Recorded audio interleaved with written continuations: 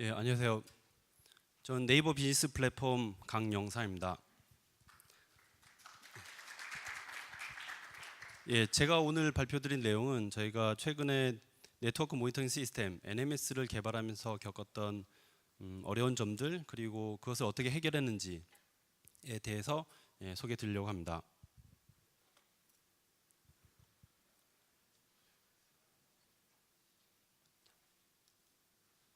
예.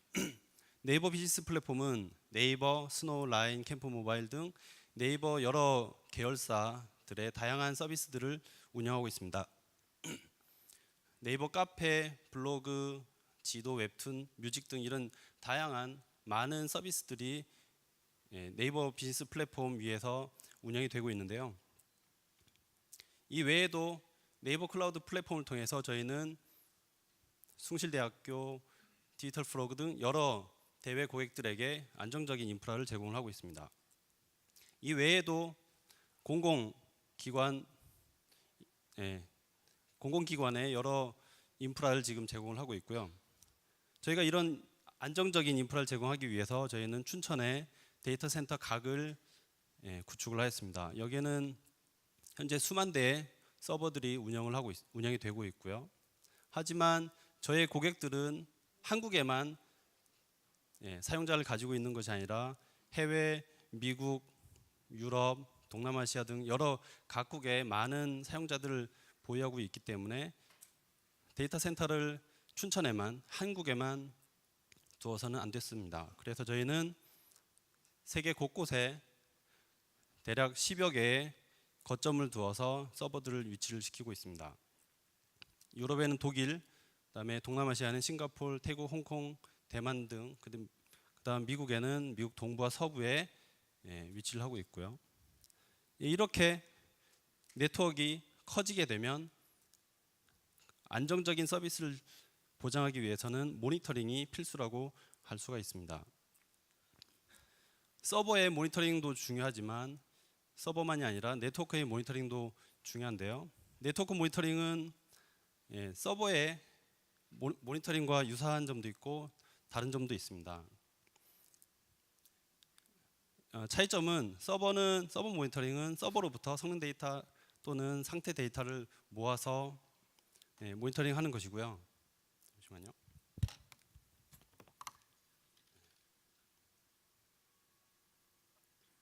네트워크 모니터링은 네트워크 장비들, 라우터나 파이어월 등 그런 장비들로부터 모니터링 데이터를 수집을 해서 사용자에게 보여주고 알람을 보내는 것입니다.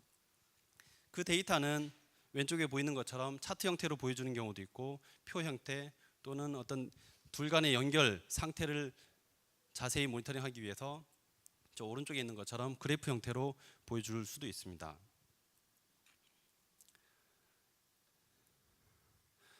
저희가 NMS를 개발하면서 겪었던 문제점들을 어려운 점들이 크게 여러 가지가 있지만 그것을 크게 네 가지로 구분을 했는데요. 일단은 NMS 그 자체를 개발하는 데도 여러 가지 어려운 점이 있긴 했지만은 아까 그림에서도 보셨듯이 저희 네트워크가 한국에만 있는 것이 아니라 글로벌하게 퍼져 있기 때문에 거기서 발생되는 여러 가지 문제점들이 있었습니다. 그리고 규모가 커짐에 따라서 발생되는 문제점들이 있었고요. 그것을 크게 네 가지로 나눠보면 첫 번째는 망 간의 거리. 여기서 망 간의 거리는 NMS 서버와 라우터와의 거리를 말하는 것입니다. 그래서 데이터를 수집하는 NMS 서버와 라우터 간의 거리가 한국에만 있을 때는 전부 한국에만 있을 때는 문제가 없었지만 라우터가 뭐 동남아시아, 미국, 유럽 이렇게 있을 때는 여러 가지 문제가 발생을 했고요. 그리고 규모가 커짐에 따라서 라우터의 대수가 기하급수적으로 증가를 했기 때문에 발생되는 문제가 있었습니다. 그리고 세 번째는 라우터의 종류인데요. 그 종류가 뭐 한두 가지 10개 이렇게 있는 것이 아니라 아주 많은 종류를 가지고 있었기 때문에 또 다른 문제가 발생을 하였습니다.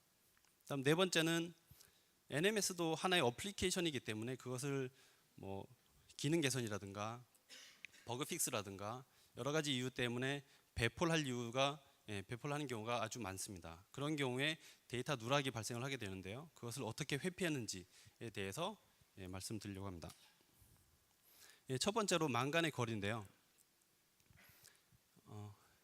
네트워크 모니터링은 기본적으로 SNMP라는 프로토콜을 사용하고 있습니다. SNMP는 지금 이제 네트워크 모니터링 할 때 거의 표준이라고 할 수 있는 프로토콜인데요. 간단히 말씀드리면 SNMP는 UDP를 사용하고 그다음에 키밸류 형태로 값을 가져오는 그런 단순한 프로토콜입니다. 이를테면 NMS 서버가 라우터에게 현재 CPU 사용량이 얼마니? 라고 물어보면 라우터는 70이야. 그럼 메모리 사용량은 얼마니? 라고 물어보면 50이야. 이런 식으로 응답을 하는 프로토콜입니다.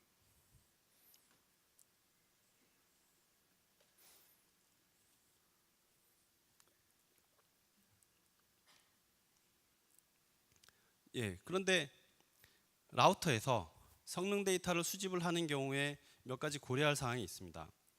라우터는 패킷 스위칭, 포워딩 등은 아주 잘하지만 SNMP에 대해서는 그다지 성능이 좋지 않습니다. 그래서 패킷 스위칭은 초당 엄청 많은 양을 처리할 수 있지만 SNMP 패킷을 마구 이렇게 보내게 되면 라우터가 제대로 응답을 하지 못하고 CPU 사용량이 급증하는 그런 문제가 발생할 수 있습니다. 그렇기 때문에 라우터의 성능을 적절히 감안을 하면서 수집을 할 필요가 있습니다. 그리고 SNMP는 한 번에 물어볼 때 한 개씩만 하나의 값만 물어볼 수도 있지만 여러 개를 한꺼번에 물어볼 수도 있습니다. 그래서 한 패킷에 get 요청 하나에 뭐 2개, 3개, 뭐 10개 이렇게 한꺼번에 물어보게 되면 라우터는 그 각각에 대해서 한 패킷으로 모아가지고 응답을 해줄 수가 있는데요. 근데 이때도 마찬가지로 라우터의 성능을 고려해서 저 개수를 적절히 제한할 필요가 있습니다. 저 개수를 너무 많이 늘리게 되면 라우터는 그 요청을 빨리 처리하기 위해서 열심히 CPU 잡을 돌리게 되는데 그렇게 되면 라우터의 CPU 사용률이 올라가면서 문제가 발생할 수 있습니다. 그리고 라우터에서 수집을 해야 되는 성능 항목들이 대략 1000개에서 10,000개 정도 되는데요. 10,000개 이상 되는 경우도 있습니다. 그러면은 하나의 get 요청에서 이제 10개씩을 물어보게 되면 1000번을 물어봐야 되는 거죠. 그렇죠? 10,000개를 수집을 해야 된다면 그러면은 1000번을 왔다 갔다 해야 되는 겁니다. 그런데 만약에 NMS 서버와 라우터 간의 거리가 아주 멀다면 어떻게 될까요? 저기 오른쪽에 표에 있는 것은 한국과 중국, 미국, 독일 간의 핑 테스트를 해본 건데요. 대략 RTT가 중국인 경우에는 한 90ms, 그다음에 미국은 220, 독일인 경우에는 한 290ms 정도 나오고 있습니다. 이 숫자를 줄일 수 있을까요? 약간은 줄일 수 있겠죠. 한 10ms 정도는 줄일 수 있겠지만 저거를 아주 드라마틱하게 절반으로 줄인다든가 하는 것은 사실 가능하지 않습니다. 광속보다 빠른 어떤 매체를 찾는 게 아니라면 저 숫자를 줄일 수 있는 방법은 현재로서는 없습니다. 그런데 아까 말씀드렸듯이 라우터에서 수집을 해야 되는 항목이 10,000개인데 그 10,000개를 수집을 하려면 1000번을 물어봐야 되죠. 근데 그 1000번을 물어보게 되면 독일 같은 경우에는 290ms 곱하기 1000을 하면 290초가 돼버리죠. 근데 만약에 우리가 차트 데이터를 그리는데 1분 간격으로 그리게 되면 선 하나를 긋기 위해서 290초를 기다려야 되는 거예요. 그러면은 290초마다 선을 하나씩 긋게 되니까 차트가 예쁘게 나오지 않고 오른쪽 아래에 있는 것처럼 선이 쭉쭉 그어지는 이런 문제가 생기는 거죠. 여기는 좀 단순화시킨 것이고 오히려 저기 하얀 선이 저 정도 적게 있는 게 아니라 훨씬 더 많이 보여지게 될 겁니다. 저희 쪽 몇 분은 저런 현상을 비가 온다고 하는데 저렇게 비가 주룩쭉 내리게 되면 모니터링을 제대로 할 수가 없게 되는 거죠. 그냥 값을 봤을 때도 이게 정상인지 아닌지 알 수가 없을 것이고 이벤트 처리를 하는 경우에도 이게 만약에 CPU 사용률이 90% 넘었는데 그걸 알아가지고 감지를 해서 엔지니어한테 통보를 보내줘야 되는데 제대로 수집이 되지 않는다면 그 알람을 적절히 보낼 수가 없기 때문에 이벤트 처리가 안 되는 거죠.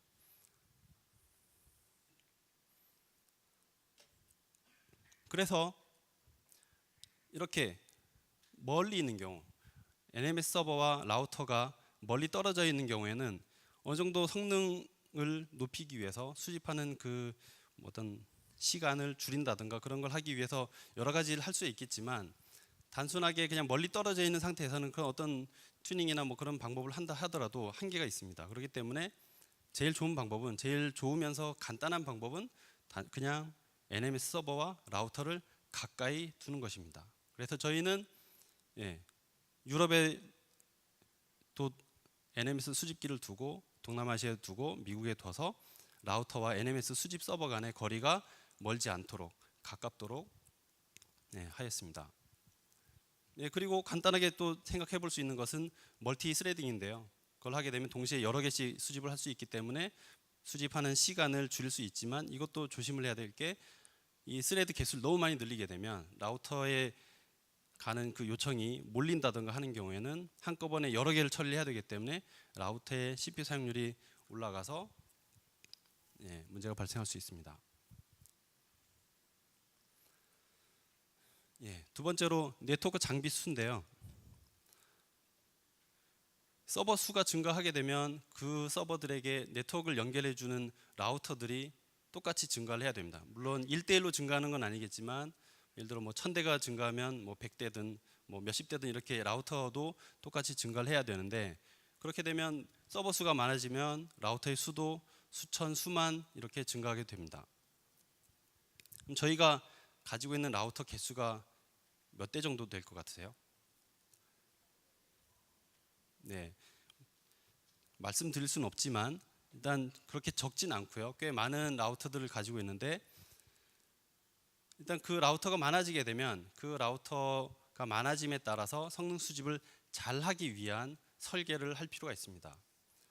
저희는 이 NMS를 개발하기 전에는 오픈소스로 있는 솔루션을 사용을 하고 있었는데, 일단 그것은 하나 구출하게 되면 처리할 수 있는, 그러니까 수집할 수 있는 라우터 대수가 대략 한 1000대, 한 1, 2천 대 정도까지 커버를 할 수 있었습니다. 하지만 그거 하나로는 저희 전체 네트워크를 모니터링 할 수가 없었고, 그런 세트를 여러 개 두었었습니다. 하지만 그럴 경우에도 또 다른 문제가 발생하기 때문에 저희는 뭔가 스케일 아웃이 되는 그런 구조로 개발을 해야겠다 결정을 해서 개발을 하게 되었습니다.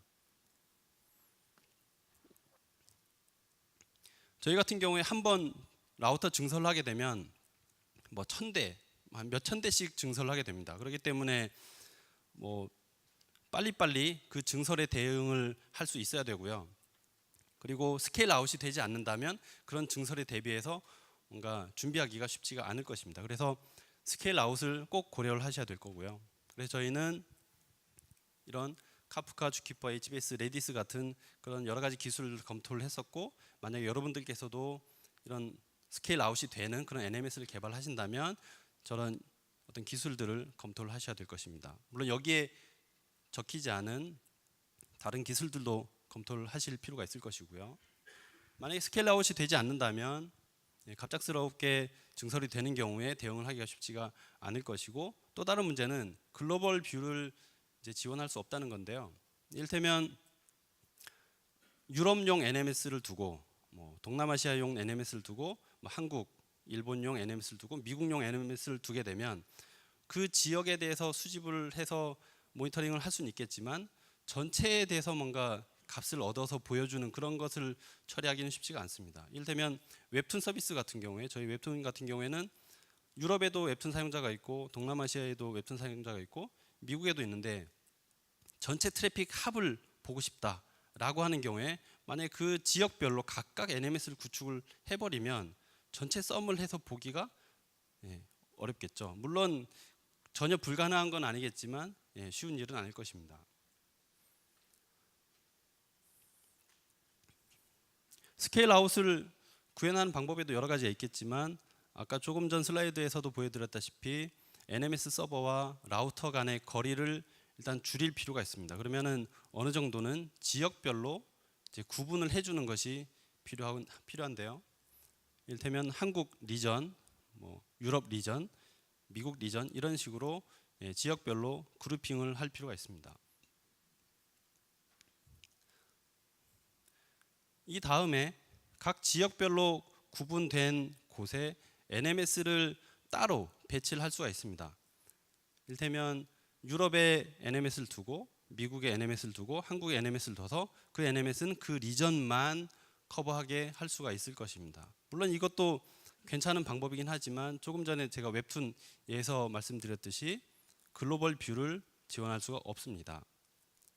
물론 저기 있는 NMS에 있는 데이터를 어떻게 모아서 따로 페이지를 만들 수는 있겠지만 그것 역시 그다지 효율적이거나 뭐 어떤 괜찮은 방법은 아닌 것 같습니다. 그래서 저희는 각 리전별로 NMS를 따로 배치를 하지 않고 리전별로는 수집 서버만 배치를 하였습니다. 그래서 유럽에는 유럽 리전을 수집하기 위한 콜렉터들을 배치를 하였고요. 미국에는 미국을 위한 수집 서버를 배치하였고 한국에는 한국 라우터들을 위한 수집 서버를 배치를 하였습니다. 그 다음에 그 뒤에 있는 백엔드 쪽은 리전과 관계없이 하나의 클러스터로 구축이 되었고요. 그래서 콜렉터가 수집한 데이터는 성능 큐에 저장이 되고 거기에 저장된 데이터들은 컨슈머에서 꺼내서 처리를 한 다음에 HBase에 저장을 합니다. 그리고 이때 수집된 데이터는 사용자가 설정한 어떤 감시 설정 룰에 기반하여 이벤트 프로세서가 이벤트 처리를 하고 그때 만들어진 이벤트는 다시 큐에 저장이 됩니다. 이 이벤트 큐에 저장된 데이터는 컨슈머가 다시 HBase에 저장을 합니다. 그리고 통보도 하고요. 그리고 콜렉터는 성능 데이터만 수집을 하는 것이 아니라 라우터들의 메타 정보를 수집을 하는데요. 뭐 인터페이스가 몇 개 있는지, 뭐 센서가 몇 개 있는지, CPU 코어가 몇 개 있는지 등등 그런 메타 정보를 수집을 하고 그 데이터를 디스커버리 큐에 저장을 합니다. 그 데이터는 컨슈머가 꺼내서 HBase에 MySQL에 저장을 하고요. 그리고 성능 데이터는 1분 데이터도 있지만 그것을 5분, 30분, 2시간 하루 어그리게이션 한 데이터가 만들어지는데 어그리게이터가 그것을 연산을 하고요. HBase에 저장을 합니다. 사용자는 웹을 통해서 HBase와 MySQL에 있는 데이터를 꺼내서 보게 되고요. 그리고 여기에 있는 각 모듈들은 로드 밸런싱과 HA를 다 지원을 하는데 그것을 하기 위해서 주키퍼를 가지고 있고 그다음에 모듈들이 동작하는 데 필요한 메타데이터를 저장하기 위한 레디스를 가지고 있습니다. 그리고 저 레디스에 데이터를 넣어주는 배치 모듈이 있고요. 그래서 저희는 스케일 아웃을 구현하기 위해서 리전별로 수집기를 구분하였고 그다음에 카프카, 주키퍼, 레디스, HBase를 사용을 하였습니다.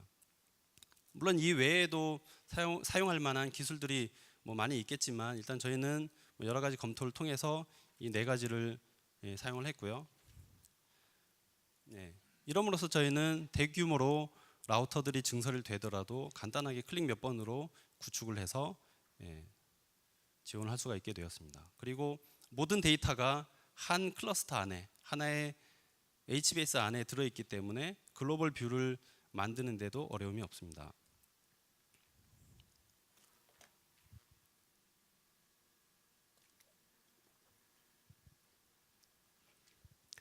다음으로 네트워크 장비 종류 수에 대해서 살펴보겠습니다. 저희가 가진 라우터 수도 많지만 장비 종류가 몇 가지나 될까요? 대충 생각을 해보면 그 숫자를 정확히 말씀은 못 드리지만 하여튼 몇백 가지인데요. 몇백 가지가 되는데 일단 100가지라고 생각을 해보겠습니다.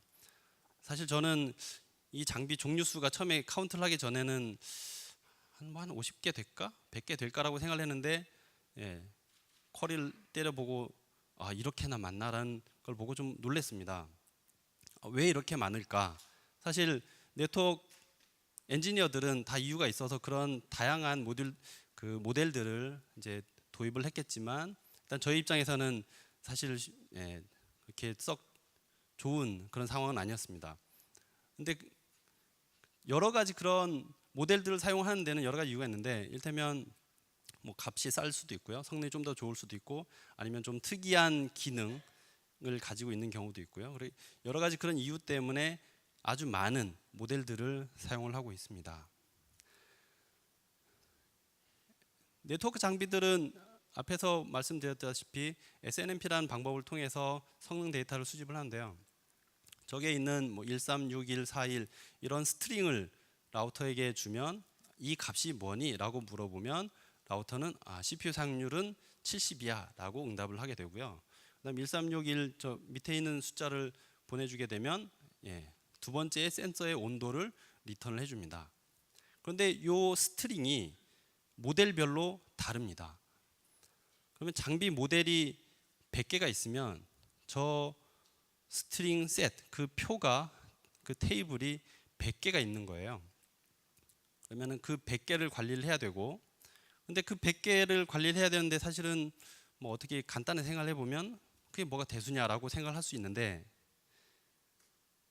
어떤 장비들은 그냥 저 밑에 있는 저런 1361 저런 값을 주면 뭐 CPU 사용률을 그냥 줍니다.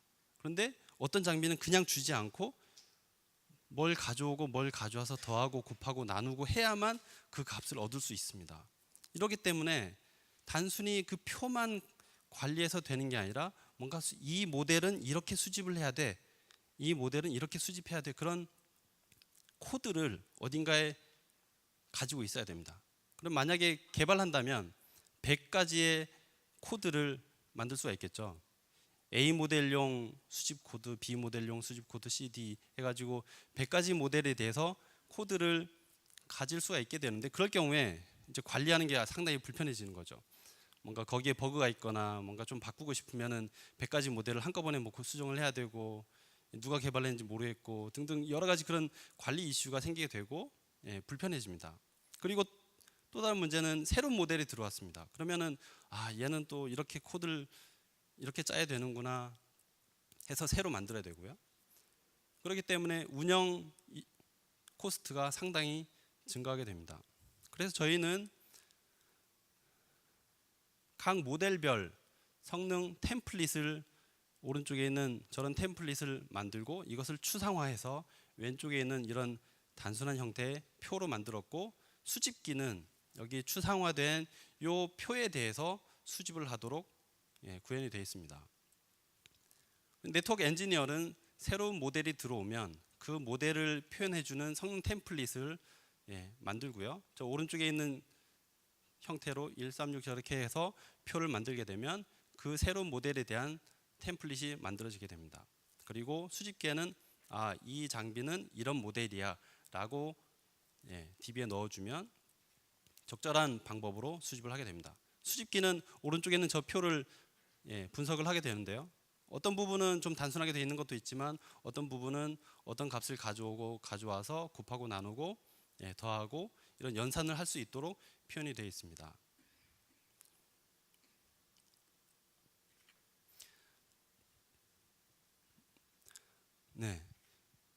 저희 장비 수가 현재 몇백 가지가 되지만, 그렇다 하더라도 또는 새로운 장비들이 들어온다고 하더라도 큰 코스트 없이 운영을 할 수가 있습니다.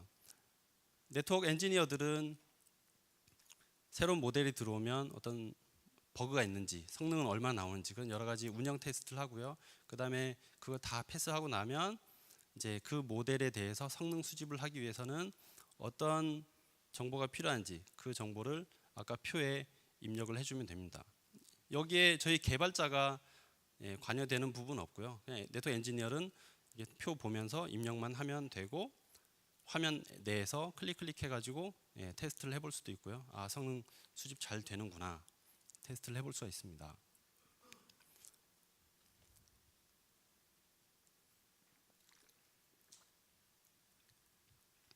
이럼으로써 운영이라든가 개발 리소스를 상당히 줄일 수가 있었습니다.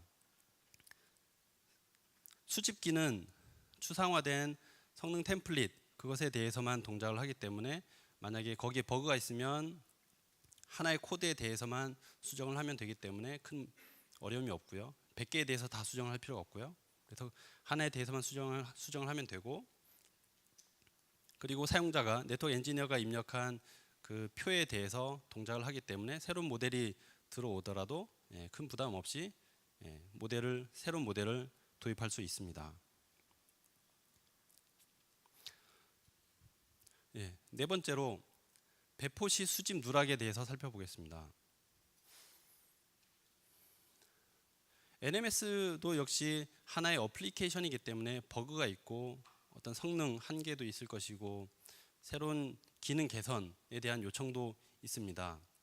그런 경우가 있을 때마다 코드를 수정을 해야 되고 배포를 해야 되겠죠. 적용을 하려면. 그리고 장비 증설을 해야 될 때가 있습니다. 뭐 예를 들어 콜렉터가 10대가 있는데 라우터가 추가가 됐기 때문에 라우터를 뭐 2대, 콜렉터를 서버를 2대, 3대 이렇게 추가를 할 수도 있을 것이고, 또는 장비의 어떤 하드웨어 문제 때문에 다른 장비로 교체를 하는 경우도 발생할 수 있습니다. 그런 경우가 있을 때마다 배포 작업을 해야 되는데, 이때 배포를 그냥 단순하게 하게 되면 데이터 수집이 누락이 발생합니다. 아까 보셨던 그런 차트에서처럼 중간에 끊기는, 그런 비 내리는 그런 현상들이 발생을 하게 되고요. 그렇기 때문에 최대한 데이터가 수집이 누락이 없도록 해줄 필요가 있습니다.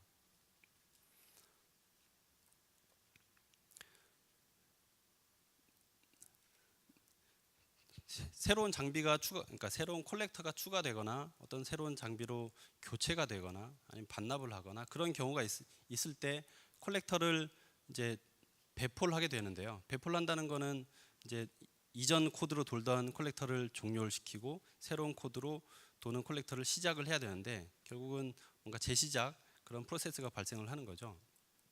그렇게 되면 수집기는 자기가 수집해야 되는 라우터 목록을 어디선가, 저희 같으면 레디스에서 그 정보를 가져온 다음에 그 데이터를 바탕으로 이제 수집을 하겠죠. 문제는 이제 그 과정 안에서 뭔가 처리를 잘못하게 되면 데이터 누락이 발생이 되는데요. 수집기가 재시작이 되면 메타데이터, 저희 같으면 이제 레디스인데 레디스에서 데이터를 가져올 때 그게 1초, 뭐 아주 짧은 시간에 되는 것이 아니라 꽤 오랜 시간이 걸릴 수 있습니다. 어떤 이 장비가 가진 뭐 인터페이스라든가 뭐 코어나 센서나 이런 어떤 모듈들이 많이 있을 경우에는 레디스로부터 가져와야 되는 데이터가 아주 많고, 그리고 수집기가 한국 어떤 가까운 곳에, 레디스와 가까운 곳에 있는 것이 아니라 유럽이나 미국 이렇게 멀리 떨어져 있는 경우에는 그 메타데이터를 가져오는 데 필요한 시간이 꽤 길 수가 있습니다. 그런 경우에 그 시간 동안 데이터 누락이 발생을 할 수가 있는데, 그것을 살펴보겠습니다.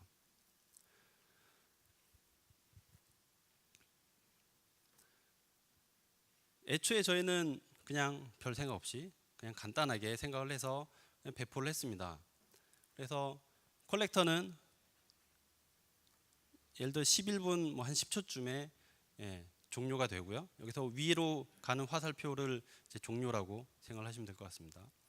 저희 같으면 이제 주키퍼를 사용을 하고 있는데, 그 주키퍼 멤버십에서 나가는 그 액션이라고 보면 될 거고요.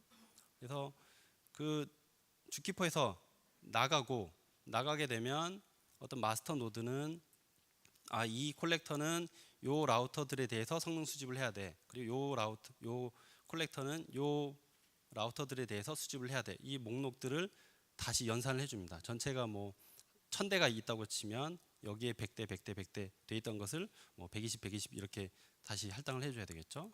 그 할당을 하는데 시간이 조금 필요할 것이고요. 그 다음에 그 할당이 다 끝난 다음에 각 라우터들, 그러니까 각 콜렉터들에게, 남아있는 콜렉터들에게 야, 목록을 다시 가져가라 라고 이제 노티를 주게 됩니다. 노티를 주면 남아있는 콜렉터들은 이제 레디스로부터 필요한 메타데이터를 읽어오게 되고, 준비가 되면 그 목록을 가지고 수집을 하게 되는데요. 11분에 종료가 되고, 그다음 빨간색은 이제 마스터가 리어사인을 하는 과정이고요. 새로 할당을 해서 야, 너 이거 가져가 한 다음에 콜렉터들은 그 데이터를 레디스로부터 가지고 새로운 방식으로 이제 동작을 하게 되는데, 이 과정에서 데이터 누락이 발생을 하게 됩니다. 이 부분을 좀 자세히 보면 11분에 콜렉터가 종료를 하게 되면 멤버십에서 나가게 되면 만약 이 콜렉터가 수집하던 라우터가 뭐 1000개가 있다고 치면 11분 땡 하고 11분 10초가 되는 사이에 한 몇 대 정도는 수집을 했겠죠. 한 1000대 중에 뭐 100대를 수집을 했다고 치면 나머지 900대에 대해서 생각을 해보면 이 900대는 누가 수집을 할 수가 있을까요? 이 콜렉터가 종료를 하고 나서 다른 콜렉터가 준비되기 전까지는 꽤 시간이 필요한데 그냥 나가버렸기 때문에 다른 콜렉터들은 준비가 안 돼 있고 그 시간 동안은 그 900대에 대해서는 성능 수집이 실패합니다. 데이터가 누락이 되는 것이고 차트를 보면 세로 줄이 이렇게 그어지게 되는 거죠. 그리고 이벤트 처리도 안 될 것이고요. 그리고 이 콜렉터가 이제 종료했다가 새로운 코드로 배포가 되고 그다음에 재시작이 돼서 실행이 되면 다시 마스터는 이제 리어사인을 하게 되는데요. 그러니까 콜렉터가 나갔다가 들어왔으니까 이제 콜렉터 수가 줄었다가 는 거죠. 그러면은 그것에 맞게 이제 다시 재할당을 해줍니다. 너는 이 라우터 수집해, 너는 이 라우터 수집해. 이렇게 하게 되고 그런데 12분 때를 보면요. 11분에 리어사인을 하고 1분은 그 데이터를 이제 그러니까 리어사인된 정보를 가지고 레디스로부터 데이터를 읽어서 자기가 수집해야 되는 목록을 가져온 다음에 그걸로 수집을 하고 있었는데 다시 변경이 된 거죠. 변경이 돼서 12분부터는 뭔가 다른 목록으로 수집을 해라고 이제 노티가 온 거예요. 그렇게 되면 일부 라우터는 2개의 콜렉터에서 수집을 하는 경우도 있을 거고 일부 라우터는 누락이 되는 경우도 발생할 수 있습니다. 그러면은 누구는 2번 수집하고 누구는 수집 안 하고 이렇게 되면 차트가 끊기는 애들도 있고 그러니까 부하가 막 2~3배씩 주어지니까 라우터는 또 부담을 느끼게 되는 그런 문제가 생기는 거죠.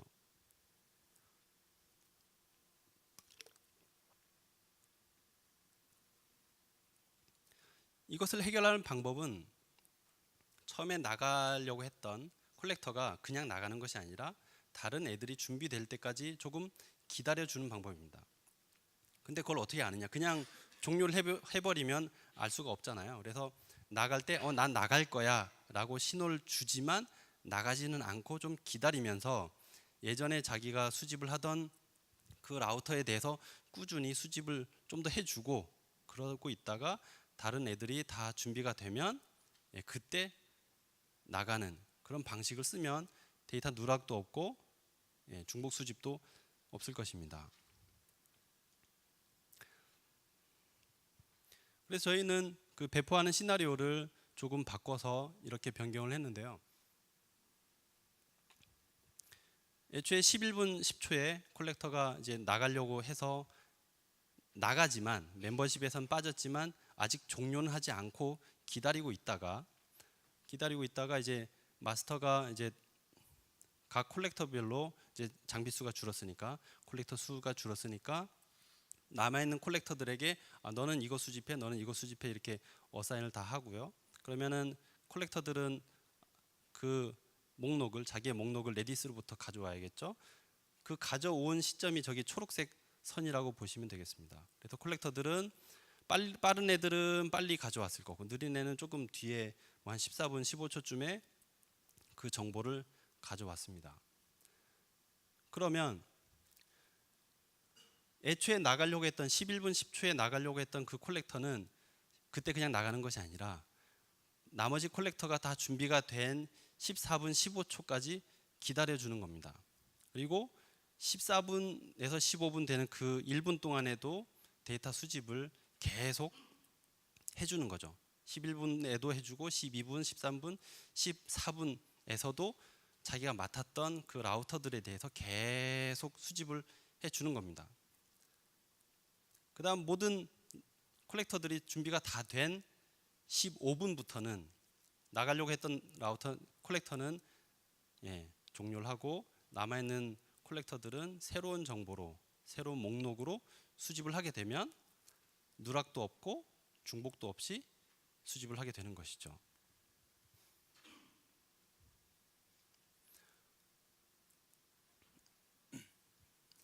네, 이렇게 되면 11분에 종료하려고 했던 콜렉터는 자기가 맡았던 1000대에 대해서 11분, 12분, 13분, 14분까지 쭉 수집을 하겠죠. 그럼 그 1000대에 대해서도 누락이 없을 것이고 다른 콜렉터들도 이 1000대에는 건드리지 않으니까 중복 수집도 하지 않을 거예요. 그리고 그 콜렉터가 종료한다고 했으니까 종료를 가정했을 때 나머지 콜렉터들이 새로운 정보로 이제 새로운 목록으로 수집을 할 텐데 그 정보는 14분쯤에 다 이제 콜렉터들이 가져가게 될 거고요. 그 목록을 그다음 15분부터 새로운 목록으로 수집을 할 거기 때문에 15분부터는 또 새로운 목록 수집을 하니까 누락이 없겠죠. 중복도 없을 것이고요. 실제 이 구현은 약간 복잡해 보일 수 있지만 조금 전에 설명드렸던 그런 방식을 조금 약간 복잡해 보이게 적은 것이고요. 그래서 11분 10초쯤에 나가려고 했던 콜렉터는 나 나갈 거야 라는 메시지를 리브 메시지를 쫙 뿌리고 그러면 이걸 코디네이션 해주는 애가 얘 나가는구나 그러면은 새로운 목록을 만듭니다. 이 콜렉터는 이 장비 수집하고 이 콜렉터는 이 장비 수집하고 그런 리어사인을 다 하고 이제 콜렉터들에게 야, 새 목록으로 수집해 라고 지시를 합니다. 그게 11분 30초쯤에 있는 초록색 화살표고요. 프리페어 메시지를 보냅니다. 프리페어 메시지를 받은 콜렉터들은 레디스로부터 자기의 목록을 가져오게 되고 다 읽어오게 되면 다 읽어온 다음에 나 준비됐어 라는 메시지를 쫙 뿌립니다. 빠른 애는 금방 보낼 것이고 느린 애는 한 14분 몇 초쯤에 그 I'm ready 메시지를 보내게 될 텐데요. 그러면 이 과정을 보고 있던 코디네이터는 그걸 다 보고 나서 모든 애들이 다 준비가 됐구나 판단을 한 다음에 애초에 나가려고 했던 애한테 야, 너 나가도 돼 라는 메시지를 보냅니다. You may leave를 보내서 모든 콜렉터들이 다 준비가 된 것을 알려주게 됩니다. 그러면 콜렉터들은 일단 내부 로직상 모든 콜렉터들이 준비가 된 그 분, 그러니까 14분에서 15분 그 사이, 그때까지는 기존 목록으로 다 수집을 하도록 약속이 되어 있기 때문에 나가려고 했던 애도 남아있는 애도 다 14분에서 15분 그 사이는 기존 목록으로 다 수집을 합니다. 그리고 15분부터는 새로운 정보로 수집을 하도록 되어 있어요. 그래서 이제 14분 전이나 14분 후나, 그러니까 15분 전이나 후나 모든 장비들은 다 한 곳에서 수집을 하도록 됩니다. 이렇게 저희가 NMS를 개발하면서 겪었던 문제가 뭐 더 있겠지만 일단 크게 4가지로 소개를 드렸고 그것을 라우터별로 멀리 퍼져 있지만 라우터가 멀리 퍼져 있지만 그것을 한 곳에서 수집을 하는 것이 아니라 라우터 근처에서 수집하는 것이 꽤 메리트 있다는 것을 알려드리고 싶었고요. 그리고 아주 작은 네트워크가 아니라면 어느 정도 이상 규모가 있는 네트워크이라면 꼭 스케일 아웃은 필요하다, 지원을 해야 된다라고 말씀드리고 싶습니다. 그리고 여러 오픈 소스들에서도 이제 여러 가지 모델들을 지원하긴 하지만 일단 그것을 사용을 하더라도 그것을 운영하는 코스트가 꽤 커서 새로운 모델을 들어오는 경우에도 그걸 적용하기가 쉽지가 않은데요. 그것을 저희는 이제 그 템플릿을 만들어서 적용하는 것이 쉽도록 구현을 했고요. 그리고 배포 시나리오를 아까 말씀드린 그런 그래프 그 차트에서 보여드린 그런 방식으로 배포를 해서 배포하는 과정에서 데이터 누락이 발생하지 않도록 하였습니다. 데이터 누락이 발생을 한다는 것은 모니터링 시스템에서는 아주 크리티컬한데요. 그러니까 모니터링 시스템은 어쨌든 데이터 수집을 해서 그 데이터 바탕으로 알람을 보내고 이벤트 처리하고 그런 작업을 해야 되는데 일단 데이터가 빠지게 되면 차트도 끊기지만 이벤트 처리를 할 수가 없기 때문에 어찌 됐건 어떤 상황에서도 데이터 누락이 없도록 하는 것이 아주 중요합니다. 그래서 저희는 배포 시나리오를 조금 전에 보여드린 그런 방식으로 구현을 하였습니다. 이것으로 이제 라우터에도 어떤 뭐 갑자기 수집이 몰려서 라우터의 CPU가 증가하는 그런 것도 일단은 막았고, 그다음에 어떤 운영 코스트, 개발 코스트를 줄일 수 있었고요. 그다음 데이터 누락도 최소화할 수 있었습니다. 이상 저희 발표를 마치겠습니다.